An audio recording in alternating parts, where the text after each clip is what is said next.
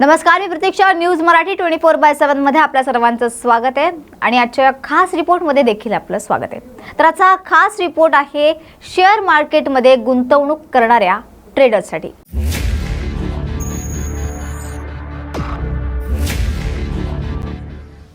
Share मार्केटमध्ये trading करणाऱ्यांसाठी ही मोठी बातमी आहे. शून्य आणि कोटक निओ सारख्या ब्रोकरेज प्लॅटफॉर्मने झिरो ब्रोकरेज मॉडेल संपवून नवीन शुल्क लागू केलंय.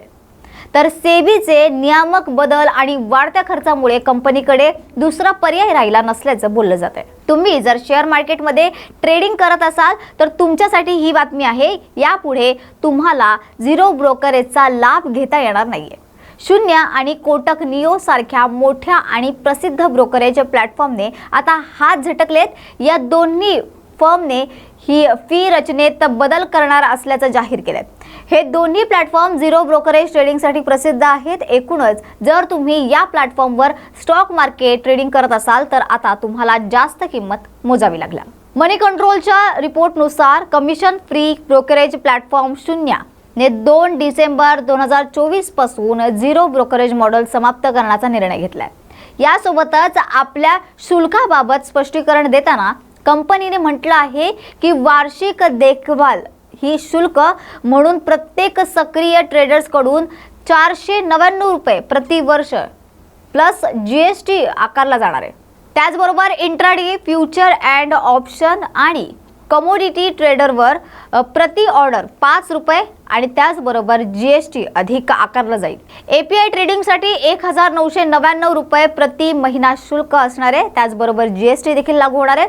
तर अल्गो ट्रेडिंग एपीआय द्वारे हे करता येईल. गुंतवणूकदारांसाठी एक आणखी दिलासादायक बातमी देखील आहे की शून्याने delivery traders, ETF, bonds, IPO आणि म्युच्युअल फंडावर झिरो ब्रोकरेज राखण्याचं आश्वासन दिलंय.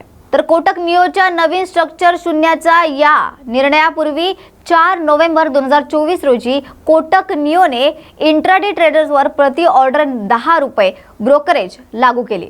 याशिवाय कोटक यांनी इतर शुल्कातही बदल केले होते. याने F&O ट्रेडसाठी 0.20% आणि ₹10 प्रति ऑर्डर स्टॉक डिलिव्हरी शुल्क लागू केले होते. कोटक सिक्युरिटीचे digital business head Ashish Nanda हे म्हणाले होते की वाढत्या खर्चामुळे आणि बाजारातील वाढत्या परिस्थितीमुळे हे पाऊल त्यांना उचलणं गरजेचं आहे. नियामक बदलांमुळे ब्रोकिंग कंपन्यांकडे सध्या पर्याय नाहीये. त्यामुळे securities and exchange board of India म्हणजेच सेबीद्वारे नुकतेच एक्सचेंज रिबेट रद्द केल्यामुळे आणि साप्ताहिक पर्याय करार सुरू केल्यामुळे ब्रोकरेज कंपन्यांवरील आर्थिक दबाव वाढलाय.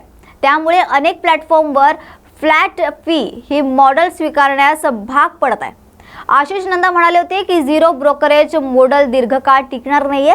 ₹20 देखील अनेक कंपन्यांसाठी अडचणीचे ठरू शकतात. तर हा होता शेअर मार्केट विश्वातील एक महत्त्वाचा रिपोर्ट. तर अशाच महत्त्वाच्या बातम्यांसाठी पाहत रहा न्यूज मराठी 24/7. नवा भारत, नवा विचार.